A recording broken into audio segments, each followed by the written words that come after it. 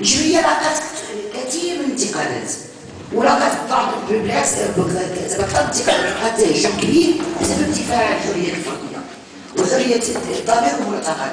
حتى النقاش ديالها العلمانيه قامت فيه الدنيا ولا تدخل بطرحت الجمعيه العلمانيه وفصل الدين من الدوله واحترام حريه العقيده. قامت هذا زعما كيبان بين شي واحد يجي يقول على الجمعيه الاسلاميه زعما طاح على راسه زعما بهذه اللغه. والجمعيه ماشي دابا غادي يجي هو يورينا الاسلاميه، الجمعيه عبرات حنا كنعرفوا بان كاينه مجموعه ممارسات الاسلاميه في المجتمع كنعرفوها، وكنعرفوا بان التطرف اللي كيوقع في ضد الفلسطينيين كيدي لتطرف حتى داخل المنطقه ديالنا. والجمعيه عبرات بكري قبل من هذا الشيء على القلق ديالها بالفعل هذه الممارسات العنصريه تجاه الدين اليهودي، هذه الممارسات الدين اليهودي كتعمل شعارات رفعات في مسيرات وطنيه. والجمعيه اشارت لذاك الشيء في بيان في الثلاثينات، وغنقول لكم بالحرف شنو كانت الجمعيه.